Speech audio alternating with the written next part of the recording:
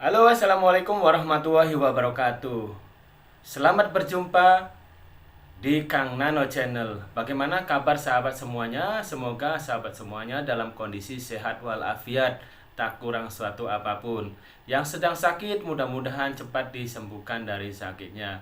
Oke, dalam kesempatan ini Kang Nano akan sharing atau berbagi informasi mengenai madu pramuka. Ya, jadi madu pramuka guys, perlu ketahui bahwa madu yang berasal dari para peternak madu binaan dari para madu pramuka. Dalam video ini membahas terkait bagaimana caranya pemrosesan peternakan madu pramuka hingga proses pemanenan, dari mana asalnya itu madu, kemudian cara pengemasannya, kemudian cara keaslian atau pengecekan dari kualitas madu itu seperti apa, kemudian manfaat dari madu atau lebah itu juga seperti apa, dan yang terakhir nanti akan dibahas terkait dengan pengobatan dari sengatan lebah madu. Oke, tidak menunggu lama-lama, mari ikuti informasi berikut ini. Let's go.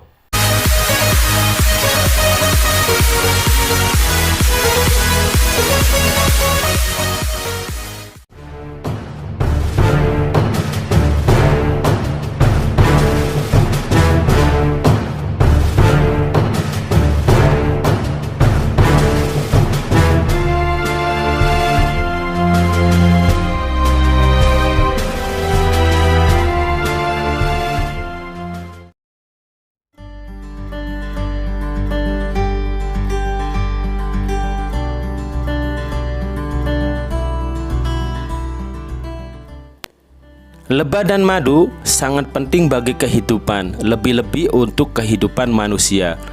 Lebah selain membantu proses penyerbukan tanaman, juga menghasilkan madu yang sangat kaya akan nutrisi. Dalam 10 hari, lebah-lebah itu menghasilkan madu yang siap untuk dipanen. Lembah madu yang diternak ditempatkan dalam kotak-kotak berukuran 40 cm kali 35 cm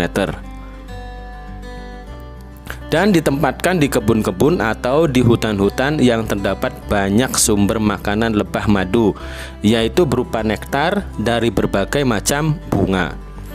Dalam satu kotak biasanya dihuni oleh satu koloni atau satu keluarga lebah madu yang jumlahnya bisa mencapai hingga 60 sampai 70.000 ekor lebah madu, yang terdiri dari satu ekor ratu lebah madu, puluhan ekor pejantan lebah madu, dan ribuan ekor lebah pekerja atau lebah penjaga. Ratu lebah madu bertugas bertelur dan melahirkan larva-larva lebah. Sekali bertelur bisa menghasilkan ratusan telur. Pejantan lebah madu bertugas mengawin ratu lebah madu, sedangkan lebah madu pekerja bertugas mencari makanan dan menjaga penyusupan lebah madu dari koloni lain. Yang menakjubkan lagi adalah telur-telur yang sudah menetas jadi larva mampu langsung bekerja membersihkan sarang. Semua anggota koloni berbagi tugas dan sama-sama bekerja.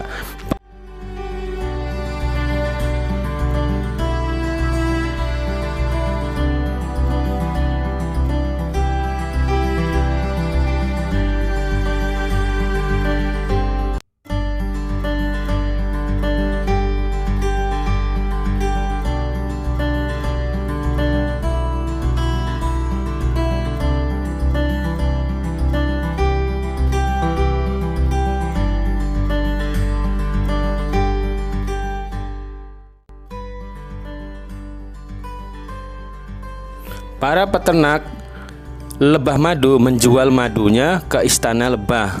Setiap madu yang dijual ke istana lebah selalu diperiksa dulu kadar airnya dengan menggunakan alat khusus oleh petugasnya. Jika kadar airnya dalam madu tersebut kurang dari 22%, maka kualitas madu tersebut dinyatakan bagus. Tapi jika lebih dari 22%, maka kualitas madu tersebut dinyatakan jelek. Mereka adalah anak-anak dari para peternak madu. Selain mengantarkan madu, mereka juga sering membantu memindah-mindahkan sarang lebah dari satu tempat ke tempat lainnya. Sarang lebah harus dipindahkan sesuai dengan banyaknya sumber makanan bagi si lebah. Selain itu, mereka juga sering diminta untuk menjaga sarang-sarang lebah yang akan dipanen madunya.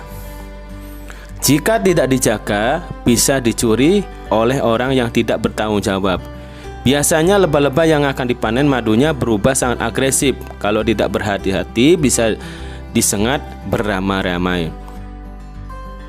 Agar lebah-lebah itu tidak menyerang dan menjadi tenang, harus diasapi dengan bakaran dari karung goni atau daun-daun kering. Sarang-sarang lebah yang penuh dengan madu ditutupi dengan lelet oleh para lebah sebagai persediaan makanan. Di istana lebah madu, hasil panen ditimbang, didata, disaring lagi, dan dikemas dalam botol-botol tertentu. Kemudian disegel. Setelah disegel, kemudian dilakukan penyimpanan ke ruang penyimpanan yang berudara sejuk. Setelah itu dipasarkan.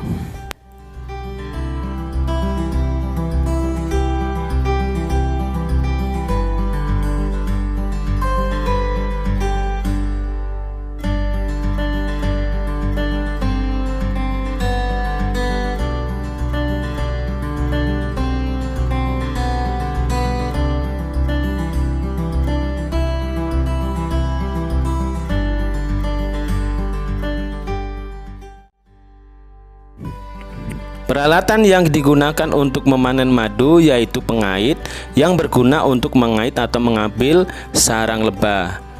Setelah itu digunakan juga sikat pembersih yang terbuat dari ijuk yang gunanya untuk membersihkan sarang yang penuh madu dari lebah-lebah yang menempel.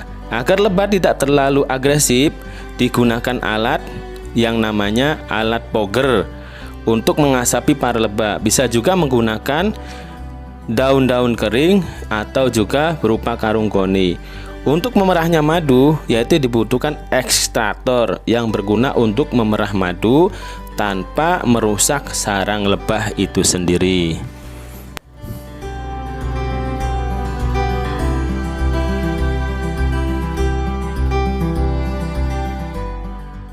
Ini adalah suasana para peternak lebah madu sedang memanen madunya. Agar tidak agresif, lebah-lebah sebelum dipanen madunya diasapi terlebih dahulu. Madu-madu yang siap dipanen dari kotak-kotak tersebut kemudian diambil dan dimasukkan ke dalam ekstraktor. Dimasukkan ke dalam ekstraktor, kemudian diperah sehingga akan mengeluarkan madunya. Madu-madu yang dikeluarkan dari dalam ekstraktor dibawa ke dalam suatu wadah. Sebelum dimasukkan ke dalam suatu wadah, madu disaring terlebih dahulu agar hasilnya lebih bersih. Perlu diketahui juga, jika digolongkan dari sumber makanan, madu terdiri dari beberapa jenis.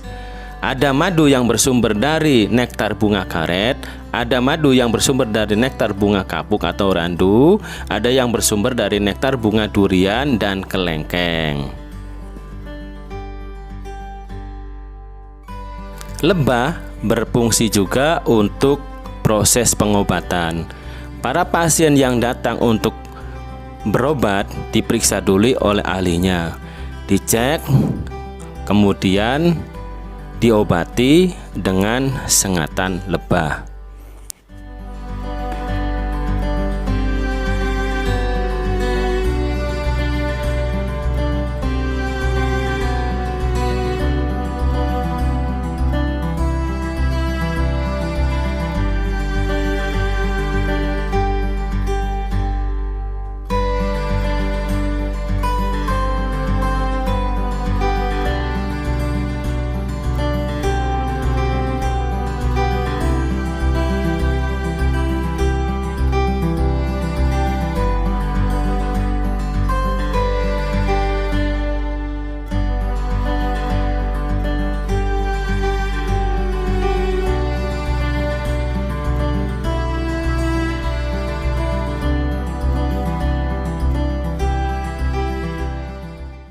pengobatan dengan sengatan lebah insya Allah bisa mengurangi keluhan-keluhan seperti alergi udara, sering pusing, darah tinggi, darah rendah, sesak napas, masuk angin, sulit tidur, pegal-pegal, dan lain sebagainya.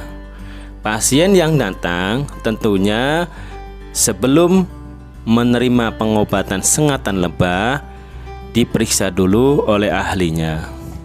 Ditanya keluhannya apa, baru kemudian nanti diatasi dengan menggunakan sengatan lebah yang tentunya nanti akan disengatkan di titik-titik tertentu yang menurut ahli itu bisa mengobati atau mengurangi dari keluhan si pasien. Ya, itulah sekelumit cerita mengenai madu pramuka. Sampai di sini dulu perjumpaan bersama Kang Nano Channel.